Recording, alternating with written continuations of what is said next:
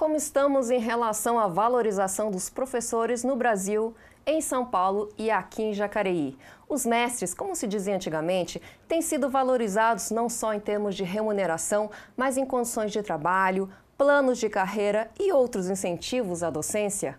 Quais políticas públicas podem ser trabalhadas para a valorização desse profissional que forma outros profissionais? Quais os papéis de pais e alunos na relação com as escolas e professores? O TV Câmara Entrevista começa agora e o tema de hoje é valorização docente. Aqui comigo está a Silvia Bardi, que é secretária adjunta da Secretaria Municipal de Educação, e a Robélia Silva, que é coordenadora do Colégio Univap aqui da cidade. Sejam todas bem-vindas ao TV Câmara Entrevista. Obrigada, bom dia. Bom dia.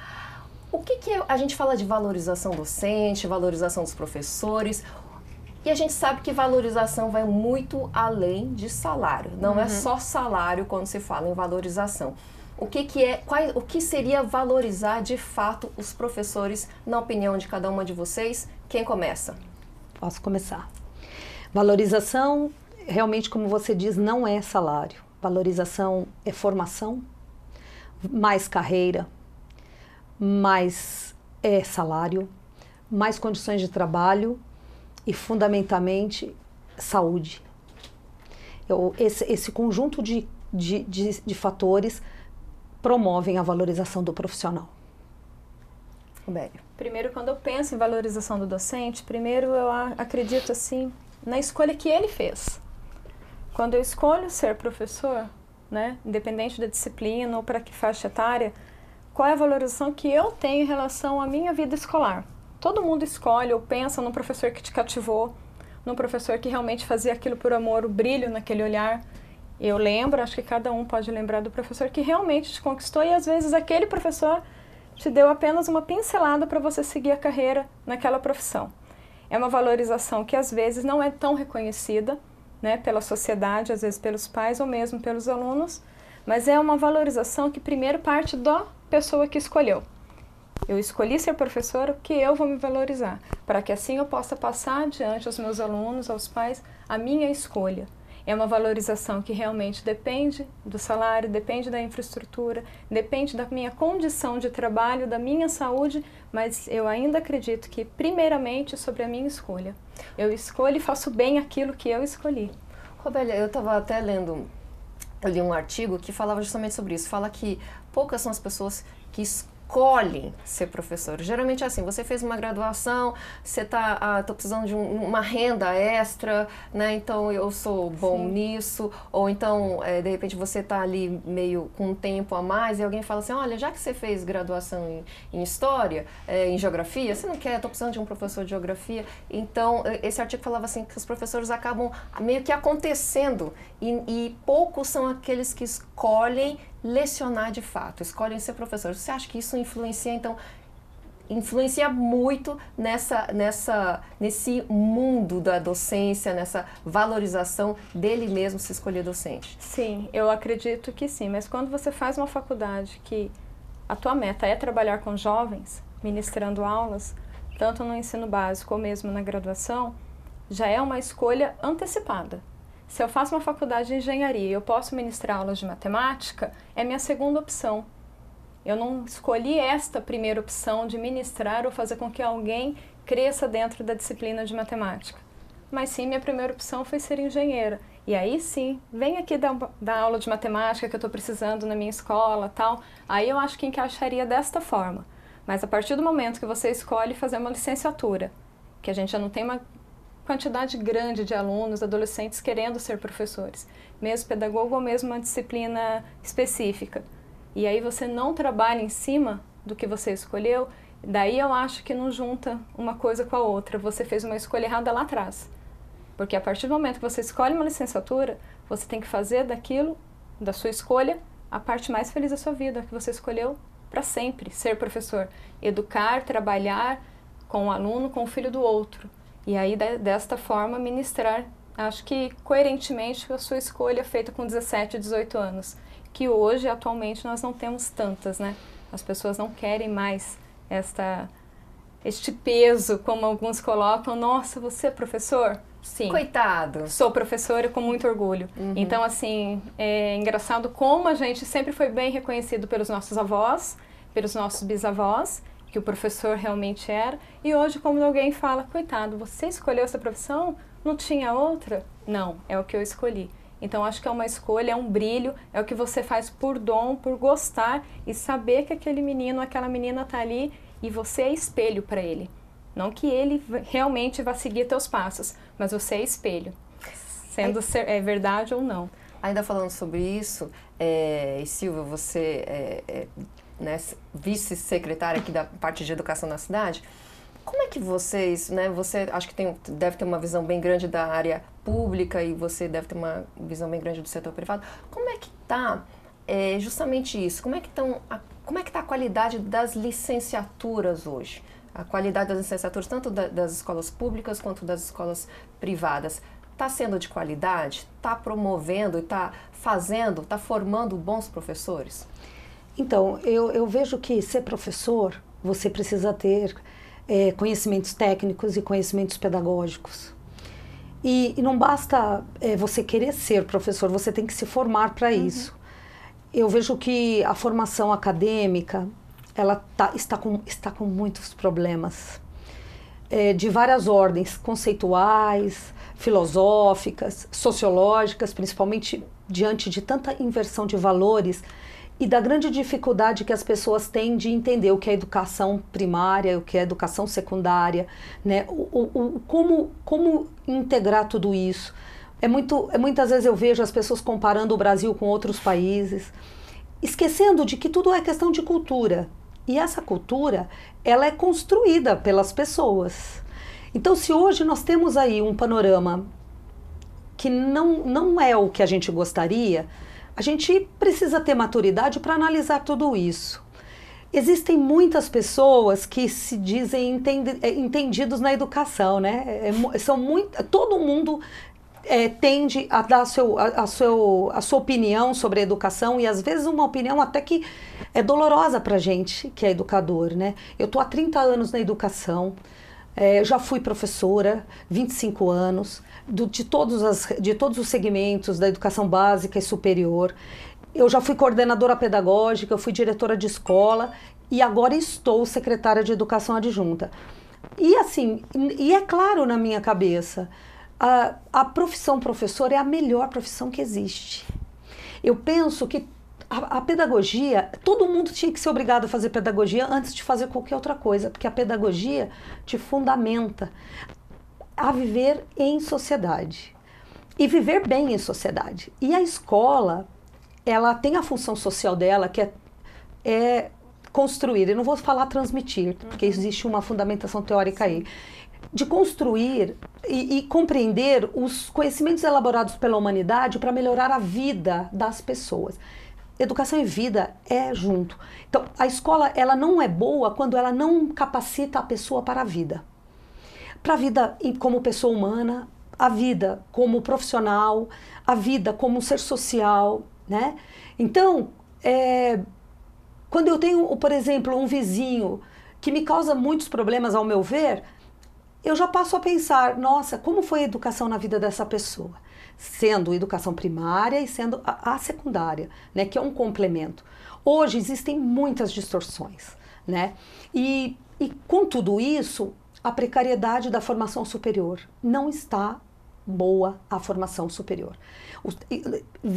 A gente percebe diariamente e numa velocidade grande a sucateação das formações da licenciatura. Então, e isso a gente já vê logo em seguida o professor com muitos problemas em sala de aula, né? Consequentemente, pais insatisfeitos, alunos necessitando de muito acompanhamento e uma escola, uma organização, uma secretaria também responsável, porque a gente está responsável, a gente é responsável e nós somos um coletivo, uma equipe e que todo mundo tem que fazer o seu melhor para tentar resgatar tudo isso, que hoje a gente vê nitidamente, né, os resultados, né, dos índices, seja o IDEB, seja o SARESP, que é do estado de São Paulo, né, sejam as próprias avaliações internas das escolas, os conselhos de classe e série. A gente percebe que os alunos estão com muita dificuldade. E os desafios são para nós educadores, né, de todas as ordens, é um conjunto, né? Eu vejo que quando a gente fala em educação, a gente tem que pensar em conjunto, em grupo, em equipe, né? E não do professor isolado, né? O professor, ele não é culpado sozinho, como o diretor não é culpado sozinho, como o aluno não é culpado sozinho, como a família não é culpada sozinha, nós somos um grupo. E se existem problemas a serem resolvidos, o grupo, esse coletivo, é que precisa se empoderar e precisa junto se fortalecer para vencer esses desafios. Grande desafio. A escola eu acho que já começa desde a portaria, né? Sim. Todo o respeito, a educação desde o porteiro, a moça da limpeza, os professores, os pais, a secretaria. Então ela vem desde a hora que o aluno chega na escola junto com os seus pais até o momento que o pai volta para buscá-lo, seja numa escola pública ou não. Eu acredito que esta educação, este contexto, este grupo, ele tem tudo a ver com a educação dentro da escola. Não adianta eu fazer sozinho algo que eu acho que eu vou dar conta, sendo que os meus 98% ali fora não vai fazer a parte dele. Se todo mundo pensasse como um globo, né? Estamos aqui para fazer num conjunto. Sim. Acho que assim, de pouquinho em pouquinho, a gente conseguiria algo a mais ali na frente. É isso que eu queria perguntar. Como que a família, essa parte de desvalorização do professor, é acentuada pelos pais também? É acentuada pelos próprios alunos? Porque eu já presenciei casos de alunos que queriam agredir os professores. E isso, para mim, eu estudando com um grupo assim, bem mais novo que eu, isso para mim, na minha época, era impossível. Gente, era um absurdo. Como que o professor é o máximo do respeito que eu deveria ter. Eu sou de uma época que é assim, só que eu fui estudar, por acaso, num grupo que era bem mais novo e eles queriam agredir os professores.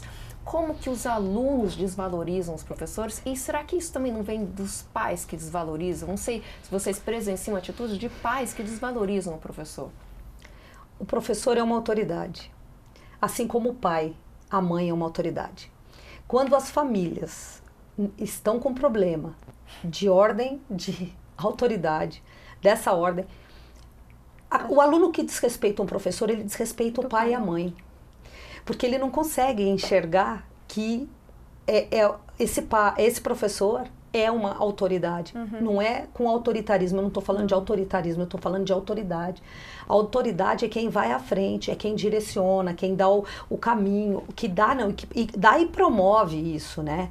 E aí a gente vê que os pais, eles passam por muitas angústias de conflitos de gerações, de novas tendências, e ele fica entre esse conflito.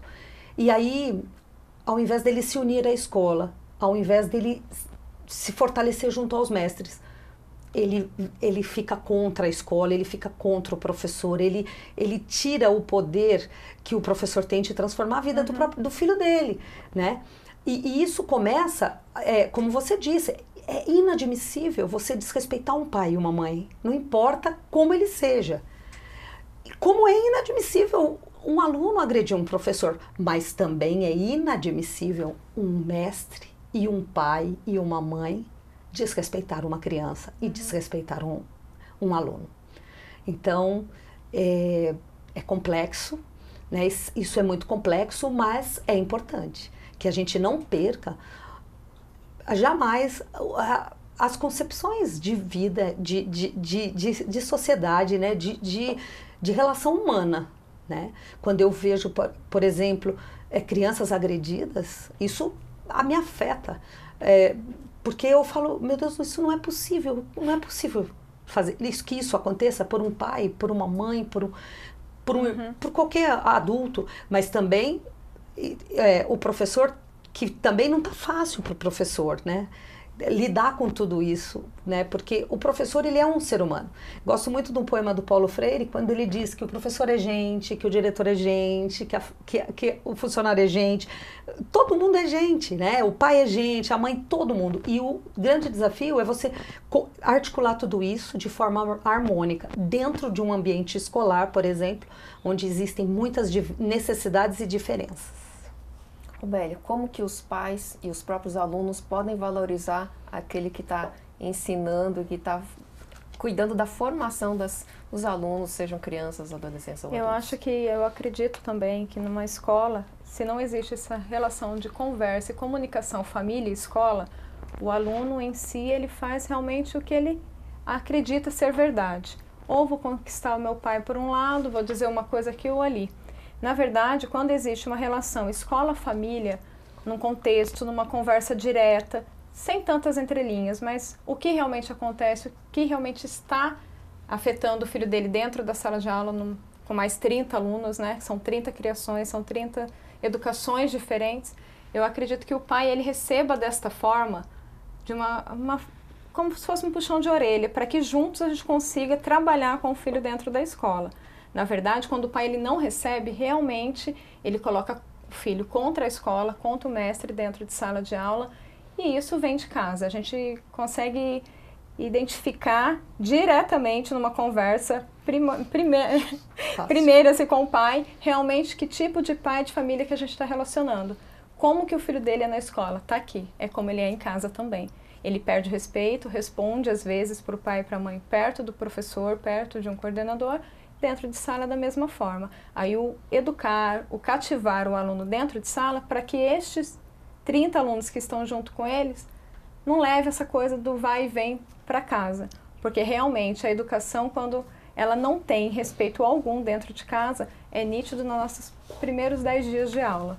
Realmente são os alunos que dão um pouquinho mais de trabalho e que os pais são chamados rapidamente. Rapidamente. Eu acho que isso leva a gente a pensar nessa parceria pais e professores, o papel dos pais também de não só entregar a educação para o filho, terceirizar, porque afinal ele tem um dia super corrido, os pais vão trabalhar, tal, entrega ali e esquece. Agora a tarefa é da escola, mas não, tem que ser sempre essa parceria, um ajudando e cobrando, se cobrando mutuamente. Eu não sei como é que vocês têm tido essa vivência, na vivência de vocês, os pais estão mais acomodados e entregam a gente tem os dois lados. A gente tem pai que realmente trabalha o dia todo, o pai e a mãe, mas que sai do trabalho, vem no horário que você marcar, porque ele está ali para responsabilizar pelo filho. Então ele quer saber o que realmente está acontecendo para que em conjunto a gente trabalhe em função do filho. Em algum desrespeito, alguma coisa assim. Mas também temos os outros lados, os pais que nunca podem. Eu estou trabalhando, então eu não posso agora, neste momento, ir até o colégio. Existem. Tem uma história que representa muito isso. Um aluno que a escola percebeu que ele tinha um excelente desempenho. Só que o excelente desempenho que ele tinha não dialogava com a história de vida dele. Ou a mãe tinha ido embora, o pai ficou sozinho para cuidar dele. E todo mundo sabia da dificuldade desse pai que tinha que trabalhar, que ficou com esse menino sobre a sua responsabilidade. E foi-se então investigar o que é, como isso é possível, né? Porque as duas coisas não estavam combinando. E aí o pai, isso é uma historinha, né? E aí o pai foi chamado à escola para explicar. Ele falou: não, realmente eu não tenho tempo para ele. Mas a gente tem um combinado que durante a semana, todas as vezes que eu saio de casa, eu dou um nó no lençol. Para que ele saiba que eu estive do lado dele, que eu estive falando com ele, que eu estive me importando com ele. E que somente os fins de semana a gente consegue se encontrar. Então veja, existem muitas maneiras de fazer as coisas, né? Depende da sua crença, depende da sua disponibilidade. Eu vejo os pais muito desesperados em procurar e buscar o pão nosso de cada dia. Até porque não tá tão simples assim, né? E aí fica esse conflito. E quando as pessoas às vezes entram em conflitos, ela tende a culpar o outro, né? Ela tende a colocar... Sempre, né? Precisa achar alguém que é responsável. Então, aí é muito triste quando a gente vê que uma família não está junto, não está de acordo, não está assim, em união com a escola.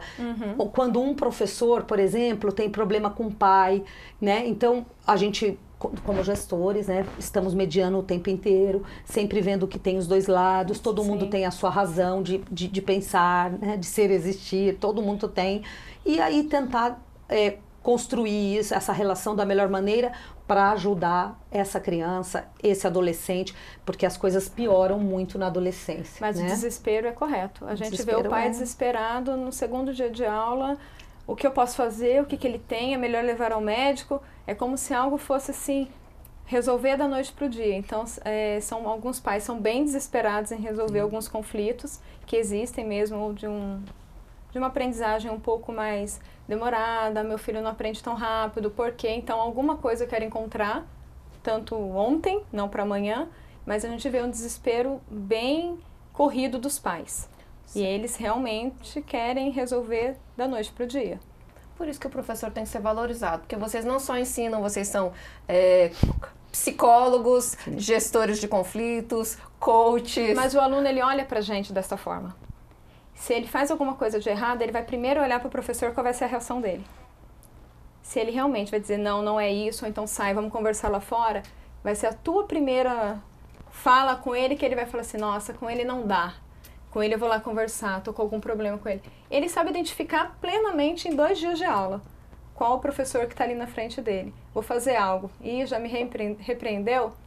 Vamos lá, esse não dá para pegar tão leve assim, vamos lá, o pesado, deixa eu dar uma parada. Ele já reconhece o aluno, por mais que ele tenha 12 anos, né, no ensino fundamental, dos anos finais, ele já reconhece todos os professores. Se tem 10 professores, ele sabe realmente os 10 e até a forma como chama a atenção. O olhar, o colocar. Depende muito. É engraçado isso.